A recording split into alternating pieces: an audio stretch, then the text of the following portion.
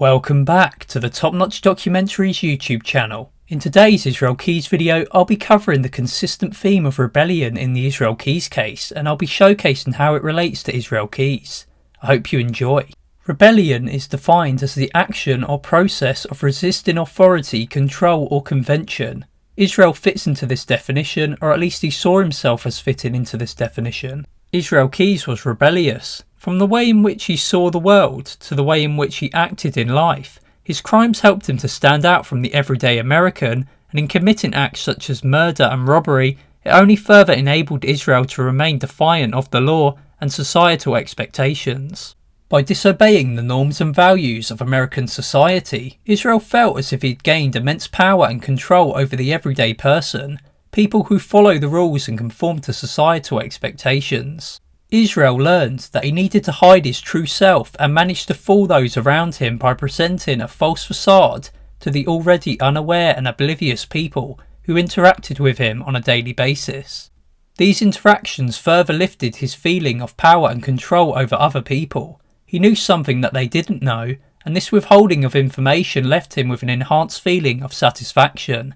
He felt unique and different, the rebellious actions feeding his narcissistic personality. Where did this rebellion come from? Well, we can see glimpses of it from Israel's teenage years. On declaring to his parents that he was an atheist, he was kicked out of his deeply religious family home and was forced to not reach out to his siblings. He essentially grew up in a cult-like atmosphere.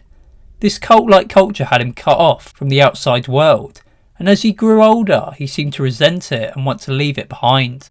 Culture is just another word for control, and Israel didn't want to be controlled.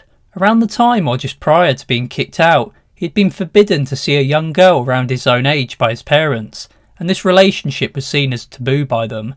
I just wanted to add that much later on down the line, some of his siblings rebelled much like Israel. I have no evidence of this being because of similar reasons, but it does seem likely. The rebellion might have also been more inviting or easier, given the death of Israel's father in 2002. Israel enrolled in the army 4 years before this death, and this was apparently because it was just another way for him to rebel against his parents. It was as if he was seeking a reaction from them. He always struck me as someone who was immature, seeking out attention or validation from his parents, much like a young child would do. Despite his outward displays of rebellion at this time, he desperately seemed to want this attention, validation and acceptance from his parents. His father's death came roughly a year following him leaving the army, and so he could no longer reconcile any issues that they may have had. He was now living with Tammy, who was not white, and this relationship might have also been another act of rebellion on his part to upset his parents. In rebelling against his family and religion, he turned his back on God. Israel's belief in there being no higher power of any kind only reinforced this theme of rebellion. He'd be able to harm people and commit crimes because he wanted to. In his mind, there were only societal consequences to his actions, public condemnation and prison being the main ones, and with no higher power belief, his karmic debt wasn't going to halt anytime soon. It might be for this very reason that he dabbled in Satanism and ended up getting a pentagram and an upside down cross branded on him. And don't forget, he had planned on using churches for his crimes and wanted to burn them down, which plays into the idea of terrorism, which is an extreme version of rebellion. He mentioned that his hatred for religion was a personal thing, likely a direct result of his religious upbringing. Israel sure does seem rebellious when it comes to his actions, but on the outside looking in, you would never have known it. He worked and lived in society and had a family. He made the comment that he preferred to stay under the radar, and this was in response to having to pay taxes. Perhaps his white supremacist roots, as he called it, had him resenting the government and laws in general. Still, he abided by the laws when it came to staying unnoticed. As soon as he could, he would attempt to then break them. For all of Israel's rebellious behaviours, he was one of the most controlled people imaginable. At first he resisted authority and had been described as standoffish in his teenage years. He was awkward and many became afraid of his bad aura at this time. As he grew older, he attempted to hide his darker side and presented a very different Israel to the communities in which he lived.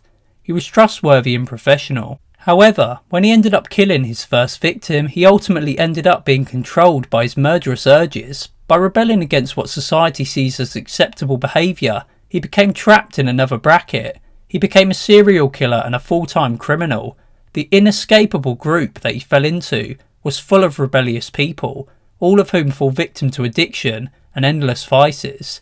Israel's been alcohol, a temporary reality blocker. In conclusion, Israel definitely lived up to the rebellious image when it came to showcasing a lack of morals, having zero compassion, and ultimately being a defiant individual. However, by making certain choices, he inevitably landed on the road to darkness. What may have started out as simple teenage rebellion escalated to serious crimes, and this led to a lifelong controlled existence. The rebellion earlier in his life had left him confined in his own mind. His murderous urges ran the show and prevented him from ever feeling satisfied or fulfilled. Once he crossed that line, a good existence was forever out of reach. This has been the theme of rebellion in the Israel Keyes case. As always, thank you for watching.